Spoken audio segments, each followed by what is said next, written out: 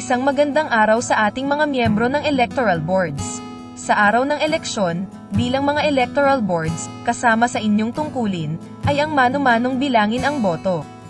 Dahil dito, may mga pagkakataon na magkakaroon ng issue sa babasahing mga balota. At dahil isa kayong collegial body, kayo ang magdedesisyon kung valid ang boto o hindi. Kung oo, kay nino ibibilang ang boto. Kaya, para tulungan kayo sa inyong tungkulin, ay importante na matutunan ninyo ang Rules on Ballot Appreciation. Atin munang alamin ang ibig sabihin ng ballot appreciation. Ito ang pagtukoy kung sino ang totoong binoto ng isang botante, base sa kung ano ang nakalagay sa balota. Bago natin pag-usapan ang mga rules ng appreciation of ballots, ano ba muna ang mga prinsipyo na dapat sundin sa pag-appreciate ng balota? Una, ang gusto ng botante ay ang pinaka-importante. Pangalawa, ang balota ay laging presumed na valid. Pangatlo, ang technical rules ay liberally construed. Pang-apat, ang pagbibilang ay dapat bukas sa publiko at walang interrupsyon. Pag-usapan natin ang unang prinsipyo. Ang gusto ng botante ay ang pinaka-importante. Bakit nga ba ang gusto ng botante ay ang pinaka-importante? Dahil ito sa mga sumusunod. Una, ang eleksyon ay tungkol sa people's sovereignty. Pangalawa, ang layunin natin ay bigyan bisa ang kagustuhan ng mga botante. Pangatlo, ang resulta ng halalan ay hindi dapat napapasailalim sa pagpapasya ng mga kandidato. Sa prinsipyo na ang balota ay laging presumed na valid. Una, lahat ng duda ay dapat lutisin pabor sa validity ng balota. Pangalawa, walang balota ang dapat i-reject maliban sa malinaw at sapat na dahilan. Pangatlo, ang mga inosenteng botante ay hindi dapat madamay sa walang ingat na mga poll workers. Sa prinsipyo na ang technical rules ay liberally construed. Una, ang technical rules ay di dapat gamitin para mabigo ang kagustuhan ng mga botante. Pangalawa, mas mainam na magkamali pabor sa popular sovereignty. Sa prinsipyo na ang pagbibilang ay dapat bukas sa publiko at walang interrupsyon. Una, dapat bilangin at i-appreciate ng mga electoral boards ang mga boto sa publiko nang walang pagkaantala. Pangalawa, ine-enjoy nila ang presumption of regularity, at walang sino man ang makakapagpawalang bisa sa kanilang collegial determination sa lugar ng botohan. Pangatlo, ang kanilang mga desisyon, gayunpaman, ay hindi binding sa korte kung sakaling magsampa ng mga protesta. Ngayon, pag-usapan naman natin ang mga specific rules on appreciation of ballots. Ito ang mga rules na susundin natin kapag may question o pagdududa sa intensyon ng botante. Ito ay matatagpuan sa Section 211 ng Omnibus Election Code.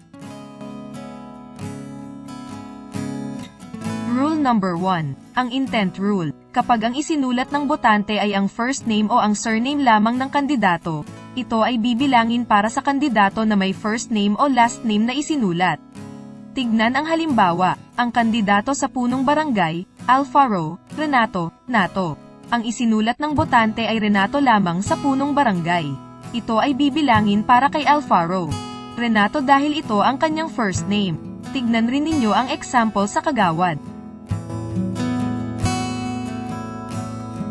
Rule number 1 pa rin. Ang intent rule. Pangalawang kaso, kung may ibang kandidato na may kaparehong first name o surname, ituturing ito bilang isang stray vote. Tignan ang halimbawa. Ang pangalan ng isang kandidato para sa punong barangay ay Cruz, Teodoro, Ted, at ang isa naman ay Cruz, Alderaco, Toto.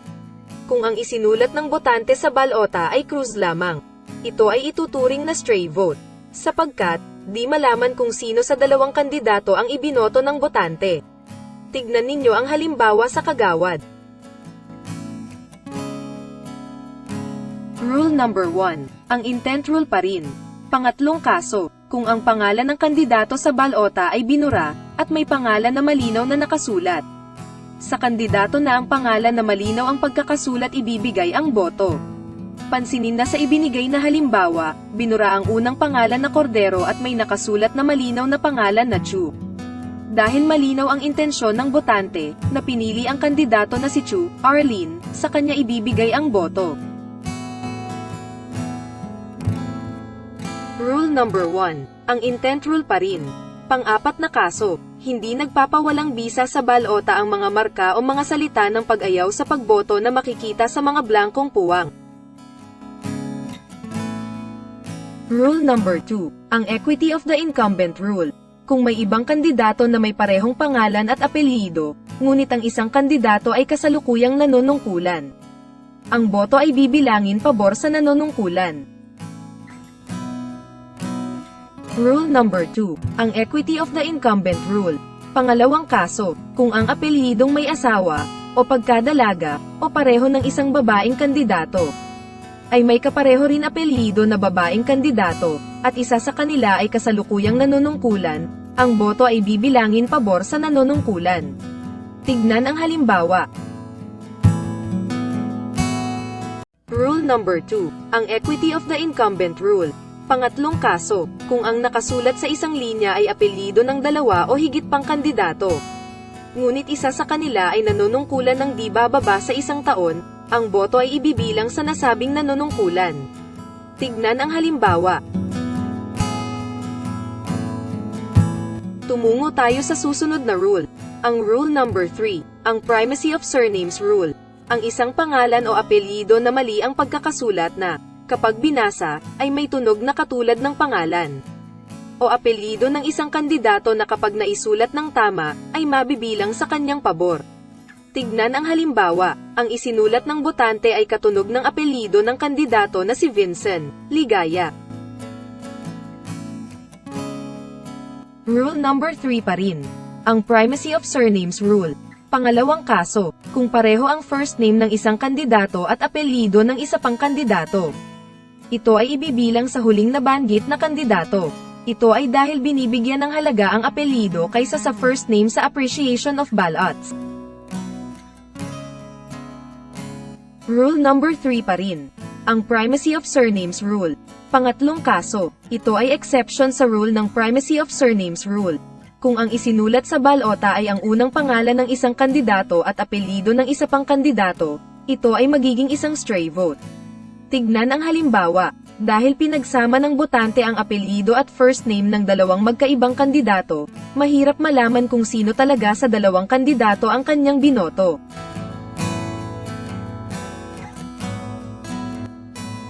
Rule number 4, ang rule on married women. Kung ang isinulat sa balota ay maiden, o married na apelyido ng isang may asawang babaeng kandidato, at walang ibang kandidato na may kaparehong apelyido, ang boto ay ibibilang sa kanya. Tignan ang halimbawa. Rule number 4 pa rin. Ang rule on married women. Pangalawang kaso, kung ang isinulat ay maiden o married na apelyido o pareho ng isang may asawang babaeng kandidato at mayroon ding isa pang kandidato na may ganoon din apelyido, ang boto ay magiging stray vote. Tignan ang halimbawa. Rule number 4 pa rin. Ang rule on married women. Pangatlong kaso, kung ang isinulat ay maiden, o married na apelyido, o pareho ng isang may asawang kandidato, at mayroon ding isang kandidato na may parehong apelyido, at isa sa kanila ay kasalukuyang nanunungkulan, ang boto ay ibibigay sa nabanggit na nanunungkulang kandidato. Tignan ang halimbawa. Rule number 5, ang idem sonance rule. Kung ang pagkakasulat ng pangalan o apelyido ng isang kandidato ay mali pero kapag binasa, ay katunog ng kanyang pangalan o apelyido, ang boto ay ibibilang sa kanya. Tignan ang halimbawa.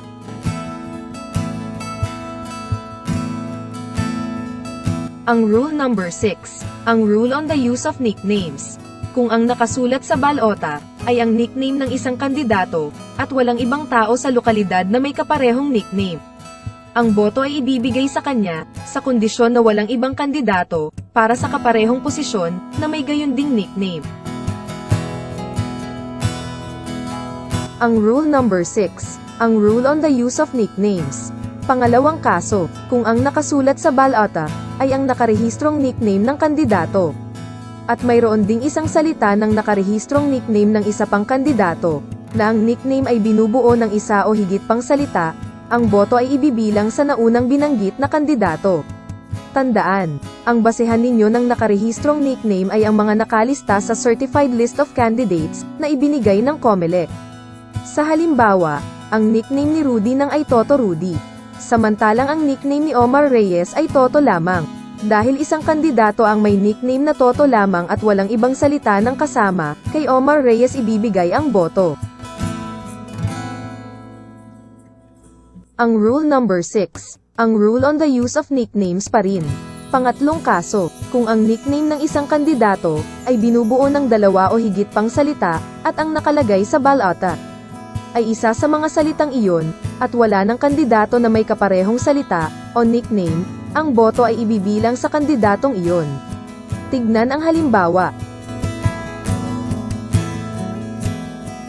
Ang rule number 7, ang rules on the use of initials. Kung ang nakasulat sa balota ay maling initial ng first name, o apelyido, o middle initial ng isang kandidato, pero ito ay sinasamahan ng tamang apelyido, o first name ng nasabing kandidato, ang boto ay ibibigay sa kandidatong iyon. Tignan ang halimbawa. Ang rule number 7, ang rules on the use of initials. Pangalawang kaso, kung ang nakasulat sa balota ay puro initials lang, ang boto ay magiging isang stray vote. Tignan ang halimbawa. Ang rule number 8, ito ang rule on the use of prefixes. Kung ang nakasulat sa balota ay isang prefix ay kasama ng first name o apelyido, o kung ang isang prefix ay kasama ng first name o apelyido, ang boto ay valid. Sa example, ang prefix na isinulat ng botante ay Han, na kasama ang apelyido ng kandidato na si Castro. Sa kasong ito, valid ang boto. Ito ang dapat tandaan sa rule on the use of prefixes. Una, ang mga prefix na nakalista sa paragraph 12 ng section 211 ng Omnibus Election Code ay mga halimbawa lamang, at hindi ito eksklusibo. Ano ba ang mga prefix na nakalista sa section 211? Ito ay mga sumusunod: Senior, Mr., Dato, Don, Ginoo, Han, at Gab. Pangalawa, ang mga ekspresyong nagsasaad ng paggalang, at mga salitang katumbas ng Tagalog na ka, o, ang Ingles na Mr. ay tinatanggap. Gayunpaman, ang mga prefix ay maaaring gamitin bilang mga marka ng pagkakakilanlan o identification marks. Halimbawa, sa bawat balota isa lang ang binibigyan ng prefix, ang iba ay wala, o kaya naman, sa ilang mga balota, iba pang prefix ang ibinigay sa isang kandidato. Ang rule number 9, kung ang nakasulat sa balota ay ang first name o apelyido ng kandidato na may mga nickname o mga salita ng pagmamahal at pagkakaibigan, ang boto ay valid pa rin. Maliban kung ginamit ang mga ito bilang isang paraan upang makilala ang isang botante, kung saan ang buong balota ay magiging invalid. Sa halimbawa, nilagyan ng botante ng salita ng pagkakaibigan. Ang kanyang isinulat sa balota na, "Pare ko, Jose." Ang boto ay ibibigay sa kandidato na si Jose Ang. Ang Rule 10. Ito ang mga special cases. Kung ang nakasulat sa balota, sa magkakaibang linya, ay apelyido ng dalawa, o higit pang mga kandidato, at ito ay sinulat sa posisyon na pangmaramihan. Kung ang isinulat na apelyido, ay kasing dami din, ng available na pwesto, ang mga boto, ay ibibilang sa kanilang lahat. Suriin ang halimbawa, 3 kandidato ang may apelyido na Go. Dahil 3 Go rin ang isinulat sa balota, ibibilang ang boto sa kanilang 3. Ang Rule 10. Mga special cases pa rin. Pangalawang kaso, kung ang pangalan ng isang kandidato ay nakasulat sa posisyon na kung saan siya ay isang kandidato, at sa ibang posisyon na kung saan siya ay hindi isang kandidato, ang boto ay ibibilang para sa posisyon kung saan siya ay isang kandidato, at stray ang boto sa posisyon na di siya kandidato. Tignan ang halimbawa. Ang Rule 10. mga special cases pa rin. Pangatlong kaso, kung ang bilang ng mga isinulat na pangalan ay lumampas sa dami ng dapat iboto sa isang posisyon, tanging ang unang nakasulat. Ayon sa dami ng iboboto sa posisyon, ang bibilangin. Sa halimbawa, pansinin na 8 kagawad ang isinulat ng botante. Dahil 7 kandidato ang dapat iboto, tanging yun 7 na unang kandidato ang ibibilang ang boto.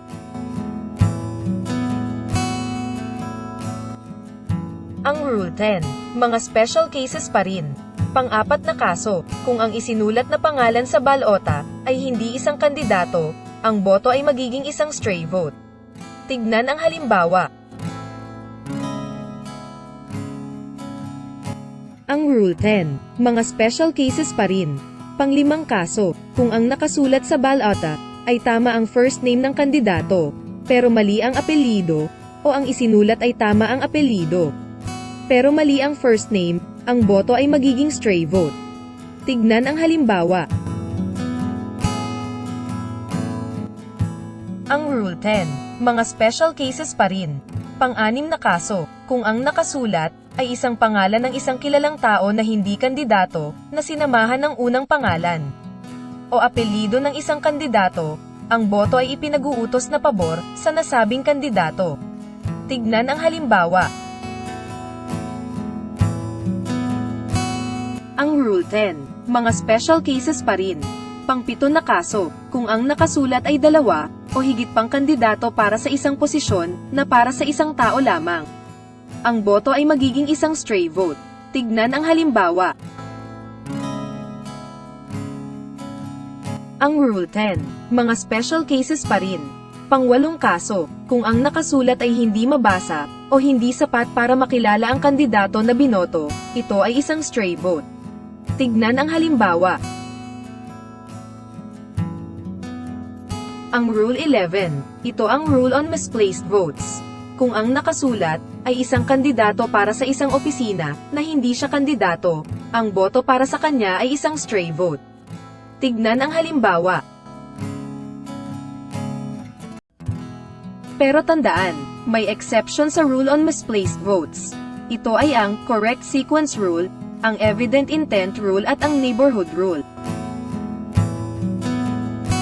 Ang Rule 11, exception sa rule on misplaced votes, ang correct sequence rule, ang pagkakamali sa pagkakalagay ng isang buong serye ng mga pangalan na nilalayong iboto para sa magkakasunod na mga opisina, ay ibibilang pa rin sa mga kandidato na isinulat. Sa halimbawa, kahit isinulat ng botante ang pangalan ng kandidato sa punong barangay na si Castillo sa posisyon ng mga kagawad, pero kung makikita naman ang intensyon ng botante na isulat ang buong serye ng pangalan ng mga kandidato, ibibilang kay Castillo ang boto sa posisyong punong barangay.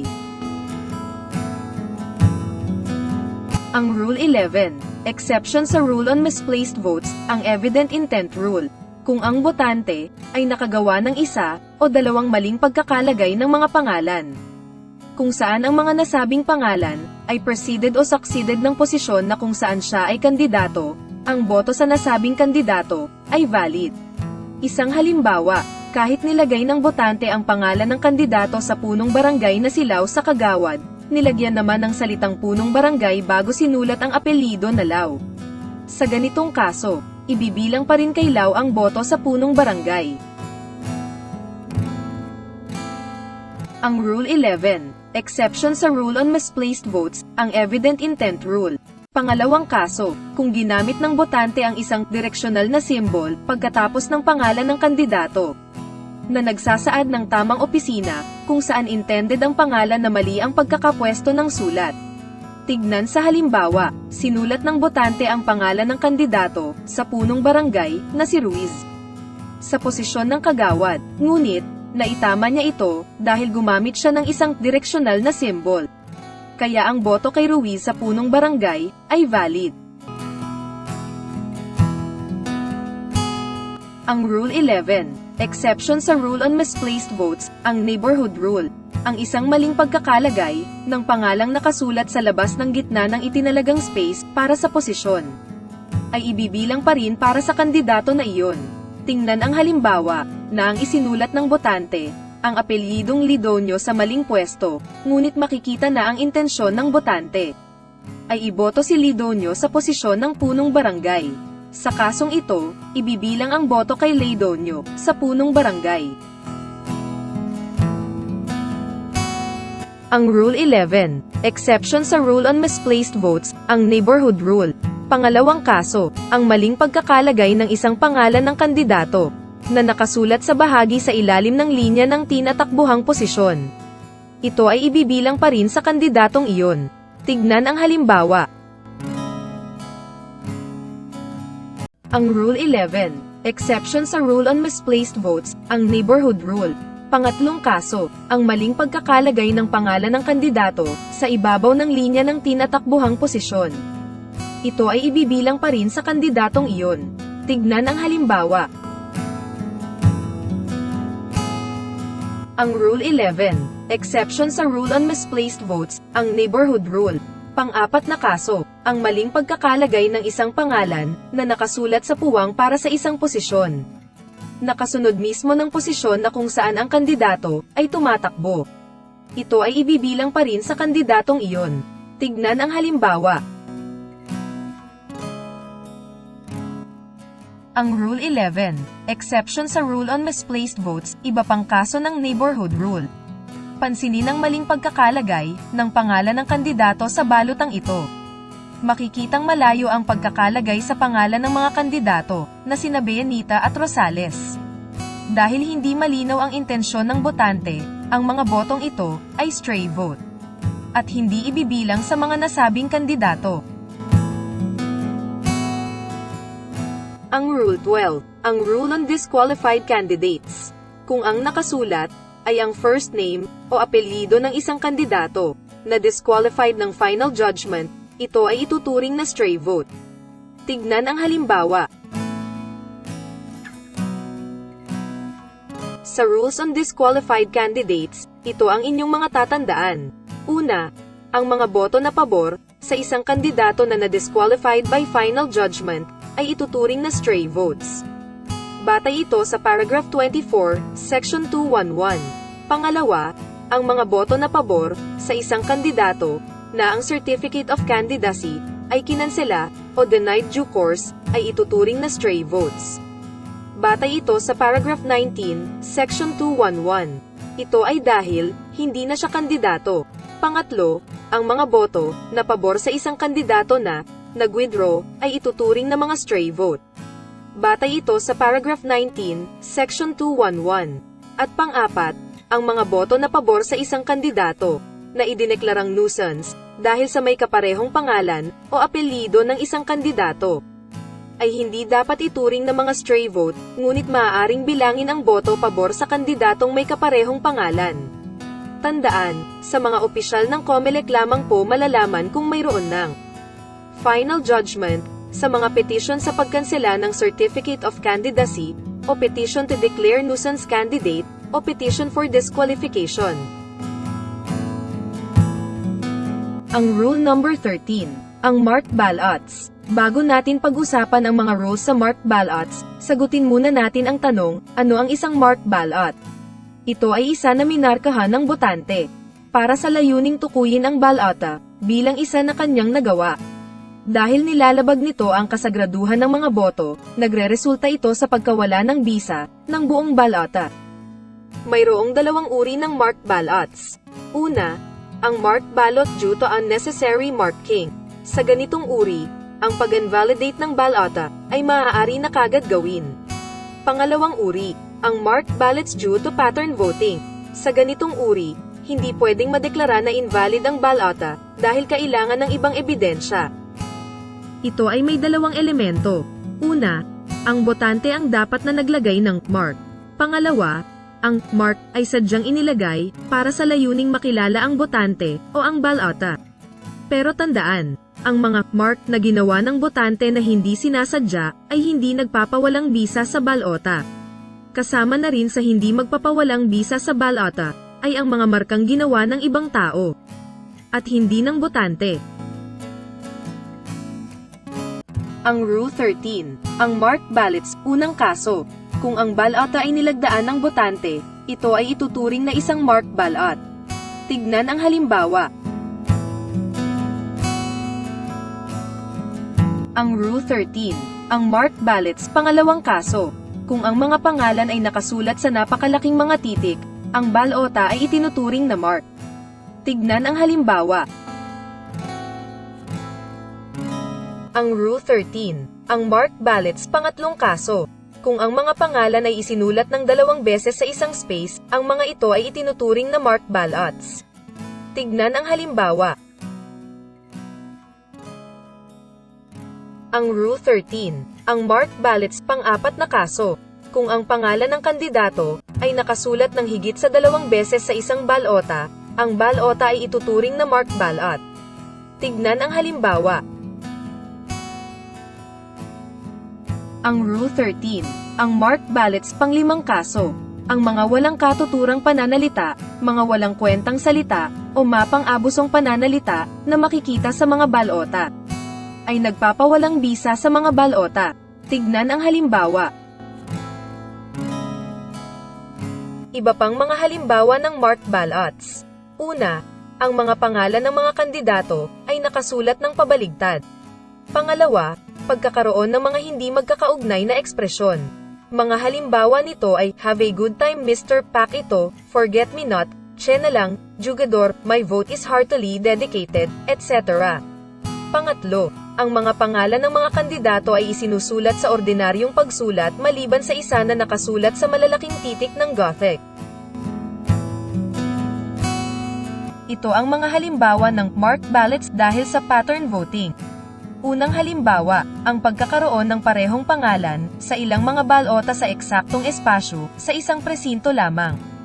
Pangalawang halimbawa, ang pangalan ng isang kandidato ay malinaw at kapansin-pansing naka-indent sa kanan upang gawing madaling makilala ang balota. Pangatlong halimbawa, 14 na balota. Ang minarkahan ng salitang Joker, 6 na may alas, 7 ang may queen, at 7 balota na may salitang kamatis. Lahat ay nasa number 7 na space para sa kagawad.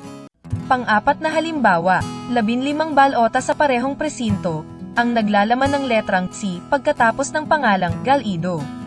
Pang-5 halimbawa, sa bawat balota, isang kandidato lamang ang binibigyan ng prefix. Ang iba ay wala naman. Sa ilang mga balota, ang mga prefix na ibinigay sa isa, at sa parehong kandidato, ay iba.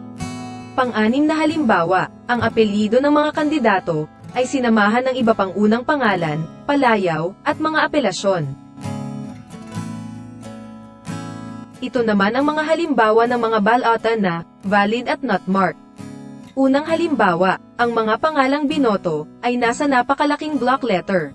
Ang pagsusulat ay maaaring makagawian lamang ng botante na walang ebidensya na nagpapakita ng ibang bagay. Pangalawang halimbawa, ang mga botante ay may posibilidad na sundin ang kaayusan na makikita sa mga sample ballot na ipinamahagi ng bawat kandidato. Kung iyan lamang ang titignan, hindi ito nagpapakita ng marking. Pangatlong halimbawa, ang pagsulat ng pangalan ng kandidato ng 2 beses sa puwang para sa alkalde ay nagpapakita lamang ng matinding interes ng botante na bumoto para sa nasabing kandidato. Pang-4 ng halimbawa, ang pagkakaroon ng mga botante sa iisang presinto na sumulat ng mga pangalan ng mga partikular na kandidato sa magkatulad na paraan sa isang balota ay hindi nagsasaad ng marking. Tumungo naman tayo sa rule number 14, ang rule ng ballots written by one. Una munang tanong, kailan masasabi na ang maraming balota ay isinulat ng isang tao lamang? Ito ay nangyayari kapag mayroong ilang mga balota na may katulad na sulat kamay na lampas sa dami ng mga officially recognized disabled and illiterate voters sa isang polling place. Pangalawang tanong, ang written by one ballots ba ay valid? Oo, sa kondisyon na ang mga sulat kamay doon ay katulad ng pirma ng asistor sa minutes of voting. Isang balota na sinulat ng asistor na hindi lalampas sa 3 illiterate o disabled na voters. Puwera na lamang kung ang asistor ay miyembro ng electoral board. Kung hindi, ang balota ay rejected. Kailangan ba ng teknikal na pagsusuri ng mga balota? Ang rule ay, ang COMELEC o ang Electoral Tribunal ay pwedeng, o di pwedeng magpasya, hindi kailangan tumawag ng mga eksperto sa handwriting. Paano matutukoy kung sa isang tao lamang ang mga handwriting sa mga balota? Kapag ang mga pagkakasulat sa mga balota ay kapansin-pansing magkatulad, nakasama ng hindi lamang ng class characteristics, pero mayroon ding individual characteristics o dents at scratches na may sapat na dami. Tumungo naman tayo sa Rule 15, ang rule na written by 2 or more. Kailan natin masasabi na ang balota ay isinulat ng 2 o higit pang tao? Kapag ang balota ay nagpapakita ng naiiba, at may markang pagkakaiba sa pagsulat ng mga pangalan ng kanilang kandidato. Ano ang mga epekto nito? Kung ang mga tampered entries ay ginawa pagkatapos ihulog ang balota sa ballot box, ang balota ay valid, ngunit kung makikita na isinulat ito ng 2 o higit pang mga tao, bago ihulog ang balota sa ballot box, ang balota ay ituturing na marked at invalid. Ano ang presumption kung may mga ganitong dissimilarities na makikita sa balota? Na ang gayong mga pagkakaiba ay ginawa bago idineposito ang balota sa ballot box. Paano natin i-resolve kung may doubts? Kapag may pagdududa, kung ang mga pangalan ay isinulat ng 2 tao, ang pagdududa ay dapat lutasin pabor sa validity ng balota. Ang lahat ba ng dissimilarities ay indikasyon ng may markang mga balota? Hindi, napakabihirang na ang 2 specimen ng sulat kamay o lagda ng isang tao ay eksaktong magkapareho. Ang mga maliliit at insignificant variations sa pagkakasulat ay nakikita pa nga bilang genuine ng pagkakasulat at hindi falsity. Magtungo na tayo sa Rule 16, ang miscellaneous cases. Ang paggamit ng anumang uri ng instrumento sa pagsulat ay hindi nagpapawalang bisa sa balota. Tignan ang halimbawa. Rule 16, ang miscellaneous cases pa rin. Pangalawang kaso, ang paggamit ng mekanikal na proseso sa pagsulat ay nagpapawalang bisa sa balota. Tignan ang halimbawa. Rule 16, ang miscellaneous cases pa rin. Pangatlong kaso, ang commas, dots, lines or hyphens, traces of the letter T, J, at mga kapareho nito, mga hindi natapos na pangalan. Magkaibang handwriting, accidental flourishes, strokes, o strains, ay di nangahulugang invalid. Ang balota, puwera na lang kung sinadya para makilala ang botante. Rule 16, ang miscellaneous cases pa rin. Pang-apat na kaso, ang balota na nakasulat sa Arabic, kung saan ito ay ginagamit sa pangkalahatan, ay valid. Tignan ang halimbawa. Rule 16, ang miscellaneous cases pa rin. Panglimang kaso, ang hindi sinasadyang pagkapunit o pagbutas ay hindi nakakaapekto sa validity ng mga balota. Tignan ang halimbawa.